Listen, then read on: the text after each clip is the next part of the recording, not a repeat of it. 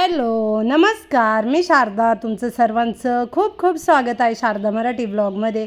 माझ्या सर्व ताई दादा मैत्रिणींना गुड मॉर्निंग. श्री स्वामी समर्थ. आजचा वार आहे सोमवार आणि मस्त अशी मी सकाळी व्हिडिओला सुरुवात केली आहे. तर सकाळचे 8:15 वाजले आहे आणि इथे मी स्वयंपाकाची तयारी केली आहे.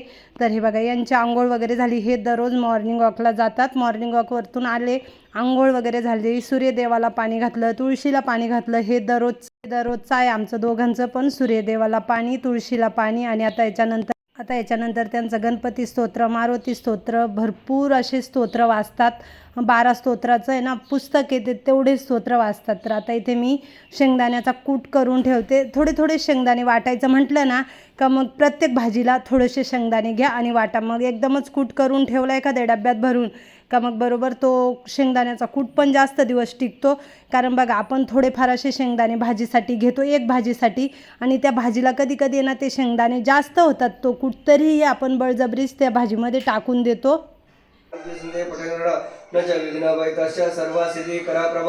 विद्यार्थी लभते विद्या, धनार्थी लभते धन, पुत्रार्थी लभते पुत्र, मोक्षार्थी लभते गती. जपते गणपती स्तोत्राशान विश्वास फल लाभते. सर्वेच सिद्धीचे लाभते नात्र संशया.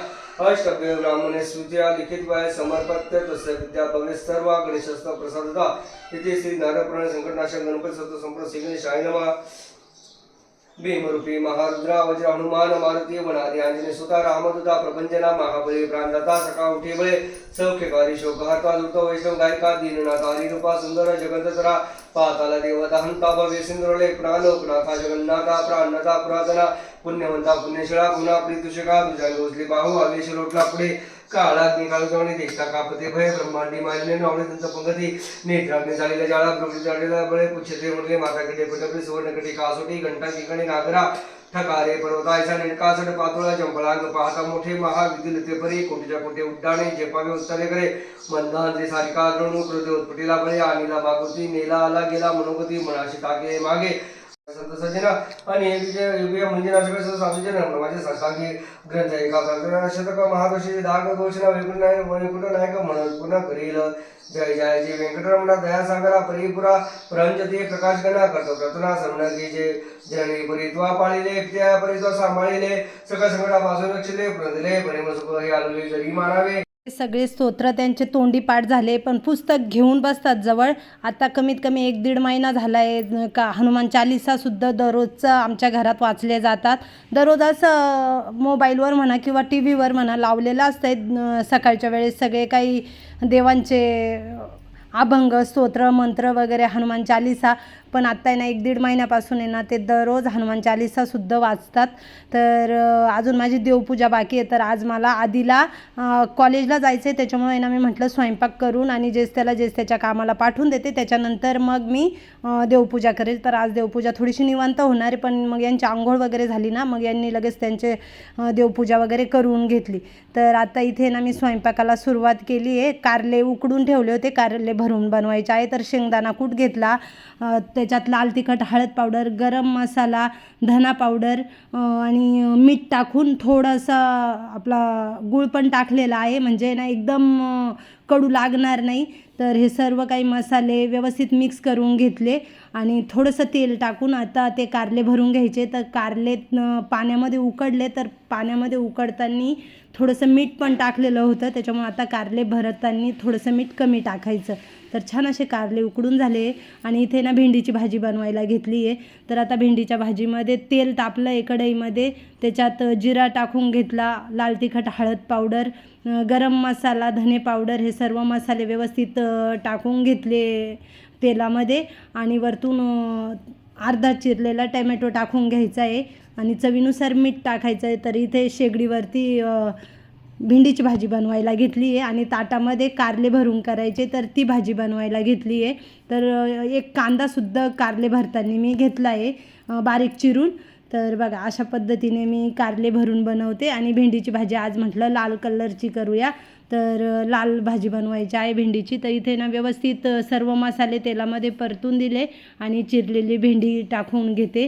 वरतून चवीनुसार मीठ टाकलं आहे आणि भाजी शिजत आली का मग कोथिंबीर टाकून देईल. तर आता कारले भरून घेते. तर बघा शेंगदाणा कूट आपण आहे ना असं थोडा करून घेतला भाजीत, एखाद्या भाजीत टाकायला का तो जास्त पण होतो, तर हे पण आपण टाकून देतो याच्यात, आपले शेंगदाणा कूट वगैरे वाया जातो, शेंगदाणे वाया जातात. त्याच्यामुळे ना असं जास्त तयार करून ठेवला ना कूट का एक चमचा ठेवायचा, जसं आपल्याला भाजीत लागेल तेवढं आपण घेऊ शकतो. तर म्हणजे मी असं शेंगदाणा कूट तयार करून ठेवते. एखाद्या वेळेस वेळ नाही मिळाला तर असं थोडंफार करते शेंगदाणा कूट आणि भाज्यांना वापरते, पण शक्यतो मी असं तयारच करून ठेवते कूट. आज मसाल्याचा डब्बा घासायचा आहे, तर त्याच्यातले मसाले डब्यामधले सर्व काही कमी कमी झाले. तर बघा इथे कारले भरून घेते, असे चिरून घेतले होते कारले, उभी एक अशी चीर मारून घेतली होती सुरीना आणि कारले भरले. आता कारल्याच्या भाजीला फोडणी देऊन घेते. अजून पोळ्या बनवायच्या आहे आणि 2 नागलीच्या भाकरी पण करायच्या आहे. तर स्वयंपाकाच्या वेळेस बघा किचनवरती किती पसारा आहे.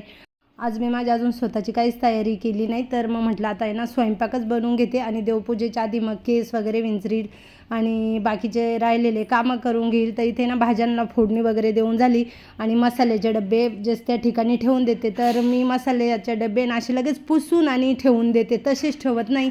तसेच ठेवले का तेलकट चिकट डाग वगैरे असतात ना, मग काय करायचं का असं आपलं काम झाल्यानंतर आहे ना ते डबे पुसून ठेवायचे, म्हणजे त्याच्यावर पिठाचे वगैरे हात असं राहतं ना. आता यांची देवपूजा झाली आहे आणि हे आलेत किचनमध्ये गप्पा मारताय माझ्यासोबत. आता इथं कारलीची भाजी बनवायची आहे, तर तेलामध्ये ना थोडेसे जिरे टाकले, थोडीशी लाल तिखट आणि थोडी हळद पावडर, थोडीशी धना पावडर टाकली आणि व्यवस्थित ते तेलामध्ये मसाले परतून घेतले. त्याच्यानंतर मग कारले भरून ठेवले होते ते टाकले आणि थोडासा पाण्याचा शिपका मारला आहे, नाहीतर काय होईल तर तेल पण जळेल आणि ते मसाले पण जळतील. त्याच्यामुळे ना थोडासा पाण्याचा शिंपडा दिला आहे. तर इथे कोथिंबीर घेतली धुवून आणि स्वच्छ धुतली, चिरली आणि दोन्ही भाज्यांमध्ये कोथिंबीर टाकली. तर कालच रविवारी ना मस्त अशी ताजी ताजी कोथिंबीरीची जुडी आणली होती, निवडून ठेवली. इथे भेंडीची भाजी तयार झाली आहे. तर आता आहे ना इथे मी पोळ्या बनवायला घेते. इथे ना हे काळा खजूर खात होते, तर त्याने ना एक काळा खजूर माझ्या तोंडात घातला. तर ते मला म्हणतात का असं खात जाय, तुला असं काय खायला नाही आवडत, तर खात जा म्हणजे थोडीशी तब्येत होईल मला म्हणतात. पण ठीक आहे, माझी तब्येत अशीच आहे आणि व्यवस्थित आहे, मला काही असं वाटत नाही. मला असं समोरचं कोणी म्हणते का तुम्ही बारीक दिसतात, पण मला माझी तब्येत छान वाटते. तर हे कधी कधी म्हणतात का खूपच बारीक आहे तू, तर मला म्हणतात असं खात जायचं म्हणजे तब्येत होईल. भाजी शिजली होती, तर एक भाजी कढईमधून काढून ठेवली. आता पीठ भिजवून घेते. गव्हाच्या पोळ्या करायच्या आहे आणि नागलीच्या भाकरी करायच्या आहे. तर इथे पीठ घेतलं, त्याच्यामध्ये मीठ टाकून घ्यायचं आहे गव्हाच्या पिठामध्ये आणि पीठ एकदम व्यवस्थित मळायचं. गव्हाचं पीठ व्यवस्थित मळलं ना का पोळ्या पण एकदम छान मऊ लुसलुशीत येतात. नाहीतर आहे ना कितीही भारी गहू असो आणि पीठ व्यवस्थित मळलं नाही ना का पोळ्या एकदम कडक कडक येतात. त्याच्यामुळे ना व्यवस्थित पीठ भिजवून घ्यायचं म्हणजे पोळ्या पण छान येतील. तर इथे ना आता मी पीठ भिजवून घेते. भाज्या तयार झालेल्या आहेत. तर आता परातीला आहे ना थोडंफार बघा पीठ राहतं आणि ते पीठ आहे ना मग आपण ते तसंच ठेवून देतो आणि ती परत पण दिसताना एकदम खराब दिसते. तर काय करायचं, अशी एखादी काठाची वाटी वगैरे किंवा फुलपात्र घ्यायचं आणि त्याच्याने ना परातीतलं पीठ जेवढं काय आहे ना ते असं खरवाडून म्हणजे असं घासून घ्यायचं आणि थोडंसं तेल टाकायचं परातीमध्ये आणि व्यवस्थित पुन्हा एकदा पीठ मळून घ्यायचं. तर तुम्ही बघितलं परातीला थोडंसुद्धा पीठ नाही, असं वाटतं ना घासलेलीच परात आहे का काय. तर आता पीठ भिजून ठेवलं आणि मला आहे ना तहान लागली होती, तर मग म्हटलं पाणी पिते. कसं आता इथं हे चणे फुटाणे खात बसले होते, मग मी पण त्याच्यातलं थोडेसे खाल्ले होते. तर मग म्हटलं चला पाणी पिते, खूप तहान लागली होती. अजून तरी ते तांब्या पितळाचे भांडे बघा माझे घासलेले ते वरतीच डायनिंगवर ठेवले. तर मला आहे ना त्यांना असं प्रॉपर एखादी जागा शोधायची घरामध्ये का कुठे ठेवा ते भांडे का एकदम मस्त दिसतील. कधी मला वाटलं का पटकन तो कप्पा उघडला का बघायला एकदम छान वाटेल. तर त्याच्यामुळे ना मी ते डायनिंग टेबलवरतीच ठेवले आणि आता आहे ना मस्त मला एक ठिकाण आलं आहे माझ्या लक्षात का किचनमध्ये कोणती जागा आहे आणि तिथे तांब्या पितळाचे भांडे मस्त दिसतील, तर तिथे ते ठेवणार आहे. इथे आता आहे ना 2 नागलीच्या भाकरी करून घेते. यांना आहे ना कारलीची भाजी आणि नागलीची भाकरी खायची आहे. तर बघा गरम पाण्यामध्ये नागलीच्या भाकरी केलं आहे. तर नागलीची भाकरी बघा किती मस्त अशी पुरीसारखी टम्म फुगलेली आहे. कधी कधी तर पुरीसुद्धा एवढी फुगत नाही, एवढी छान अशी नागलीच्या दोन्ही भाकरी मस्त फुगल्या होत्या. माझ्याकडून नागलीच्या असो, तांदळाची, बाजरीची, ज्वारीची सर्व भाकरी फुगतात. तर बघा किती मस्त फुगलेली आहे भाकर. फक्त कोणतीही भाकरी करताना गरम पाण्यात करायची, थंड पाण्यात करायची नाही. गरम पाण्यात केली ना का ती भाकरी मऊ पण होते. आणि माझ्या खूप ताईंला, मैत्रिणींना, माझ्या किचन किचनमधले व्हिडिओ खूप आवडतात. खूप छान त्यांच्या कमेंट असतात आणि किचनबद्दल तर खूपच कमेंट असतात का ताई तुमचं किचन खूप छान आहे, आम्हाला खूप आवडतो, किंवा तुमचं घर खूप छान आहे, तुम्ही एवढं घर नेटनेटकं टापटीप ठेवता. तर खरंच ताई ते कामं एवढे घर नेटनेटकं स्वच्छ टापटीप ठेवायला आहे ना अक्षरशः तेवढं काम पण करायला लागतं आहे.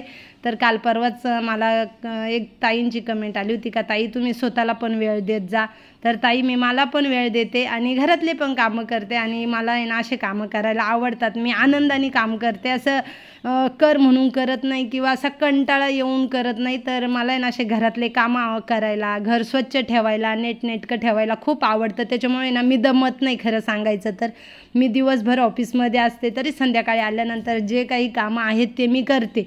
का असं नाही मग करत नाही. एखादं काही कामं असलं तर चल जाऊ दे, आज त्याची काही एवढी गरज नाही, मग ते उद्या करू शकते. आत्ता समजा हे तांब्या पितळाचे भांडे तुम्ही बघितले 2 दिवस झाले घासून ठेवले होते, पण आहे ते व्यवस्थित स्वच्छ घासलेले आहे ना, ठेवील आज नाही तर उद्या ठेवील ते कप्प्यामध्ये जिथं कुठे ठेवायचे. तर मला आहे ना घरातले कामं आणि टापटीपणा खूप आवडतो आणि खरंच माझ्या खूप ताईंना माझं घर वगैरे आवडतं ना. तर तुमच्या कमेंट वाचून आहे ना मला खूप छान वाटतं. बरेचशा ताईंचं चाललं आहे का ताई होम टूर करा, किचन टूर करा. होम टूर पण आपल्या चॅनलवर येणार आहे, किचन टूर पण येणार आहे, पण थोडासा दम घ्या. आता आहे ना अजून पुन्हा मी 8-15 दिवस एका कामामध्ये आले तर पुन्हा तुम्हाला मी सांगालच का आता 8-15 दिवस मला कोणतं काम आहे आणि ते काम झालं ना का मग खरोखर तुम्हाला मी किचन टूर आणि होम टूर आपल्या चॅनलवर देणार आहे. तर खरंच माझे व्हिडिओ तुम्हाला बघायला आवडत असेल ना तर मला सपोर्ट करा आणि तुमच्या सपोर्टशिवाय तर मी काही पुढं जाऊ शकत नाही. तर मला सपोर्ट करा, छान छान कमेंट करत जा आणि व्हिडिओ शेवटपर्यंत बघत जा, व्हिडिओला लाईक पण करत जा.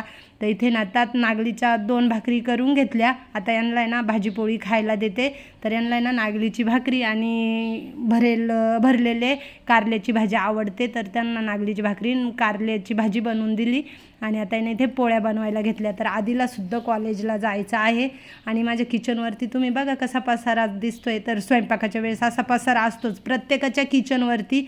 स्वयंपाक ज्या वेळेस बनवतो ना तेव्हा असाच पसारा असतो, पण स्वयंपाक वगैरे एकदम आवरून झालं का मग किचन एकदम नेटनेटका असतो.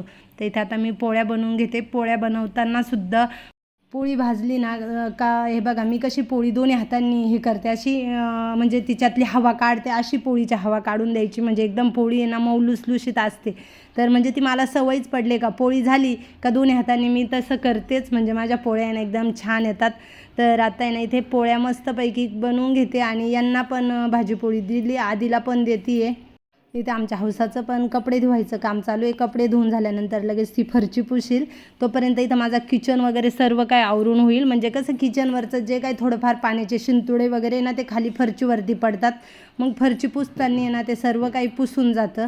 तर आता इथे माझे राहिलेले कामं बाकी राहतील. तर देवपूजा बाकी राहील. देवपूजा आहे ना आता सगळे काही कामं आवरल्यानंतर निवांत करील आणि देवपूजा झाली का मग ऑफिसलाच जायचं. सोबत दही पण आहे, दररोज मी दही विरजायला लावते आणि आता आहे ना दुपारच्या वेळेस मठ्ठा पण बनवते. 7-8 दिवसापासून आहे ना दररोज जेवायला बसलो ना दुपारी ऑफिसमधून आले का मठ्ठा बनवते किंवा मग दही, काही नाही तर काही ते असतंच सोबत जेवणाबरोबर. कसं आता उष्णता आहे ना तर मग त्या उन्हाळ्यामध्ये असं थंडगार आपल्या शरीराला गरजेचंच आहे. आता इथं यांची तयारी झाली, आता ऑफिसला जायला निघाले. तर ते ना दररोज कुंकवाचा टिका लावतात, तर असं तेलामध्ये ओला करून आणि दररोज कपाळाला कुंकवाचा टिका लावतात आणि न चुकता मी दररोज यांच्या पाया पडते. तर कमीत कमी 7 ते 8 वर्ष झाले का माझी देवपूजा झाली किंवा ह्या ऑफिसला जाताना ना दररोज पाया पडते, म्हणजे ती सवयच पडलेली आहे. मी आधी बैठकीला जायचे रामदास स्वामींची, जय जय रघुवीर समर्थ, पण कोरोना सुरू झाला ना तेव्हापासून बैठकीला जाणं बंद झालं.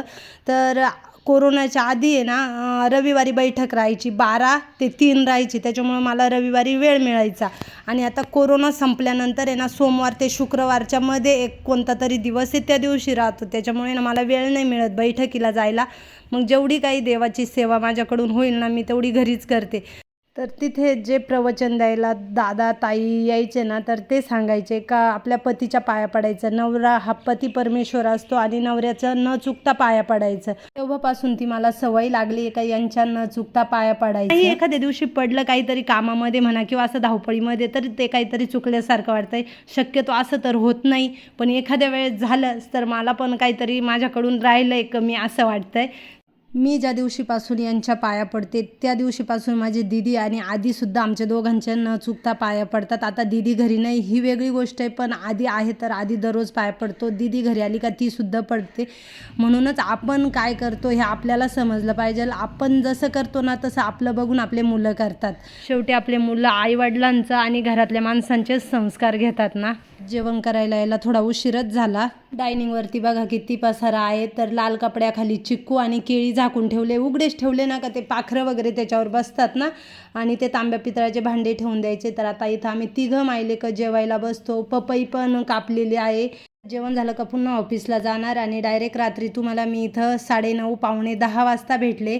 तर रात्रीचे जेवणं वगैरे झाले. किचन माझं आवरून झालं आहे. तर बघा किती छान किचन आवरलं आहे. एवढा नेटनेटका किचन आवरेला असला ना का दुसऱ्या दिवशी कामाला पण छान वाटतं. श्रीरामनवमीच्या दिवशी नाशिकला गेले होते तर कपड्यांची खरेदी करून आणले, तीसुद्धा अजून करून आणली होती. तर अजून बेडवरतीच त्या वस्तू ठेवले, तर त्या तुम्हाला अजून दाखवलेल्या नाही आहे आणि ठेवून पण दिल्या नाही. तर मग म्हटलं चला माझ्या ताईंला ना उद्याच्या वगैरे व्हिडिओमध्ये दाखवेल का मी काय खरेदी केली आहे. तर इथे ना मी कढीपत्ता वाळायला आज ठेवला होता. तर छान असा कढीपत्ता वाळला आहे. मला एका मसाल्यामध्ये कढीपत्ता टाकायचा आहे आणि तो मसाला पण बनवायचा आहे. त्याची पण रेसिपी आपल्या चॅनलवर येणार आहे. तर मी अशी पिशवीमध्ये ठेवला आहे. म्हटलं असंच ठेवलं ना तर तो हवेने उडून जाईल. मग मी पिशवीच डायरेक्ट अशी गाठ मारली, ते कढीपत्ता व्यवस्थित पुसून घेतला, त्या पिशवीची गाठ मारली आणि गाडीवरती ठेवून दिला होता. तर छान असा कुरकुरीत कढीपत्ता वाळला आहे. तरी अजून उद्या पण जरा वेळ वाळत ठेवील. तर इथे ना धुतलेले कपड्यांच्या घड्या घालून ठेवते आणि म्हणजे माझे सर्व काही कामं दिवसभराचे आवरून गेलेले आहेत. आधीचा चालला आहे अभ्यास. हे पिक्चर बघताय. तर चला आता ह्या व्हिडिओचा मी एंड करते. कसा वाटला आजचा व्हिडिओ कमेंटमध्ये नक्कीच सांगा. व्हिडिओ आवडला तर लाईक शेअर, चॅनलला सबस्क्राईब करा. लवकरच नवीन व्हिडिओ घेऊन येईल. तोपर्यंत सर्वांना बाय बाय. श्री स्वामी समर्थ. शुभरात्री.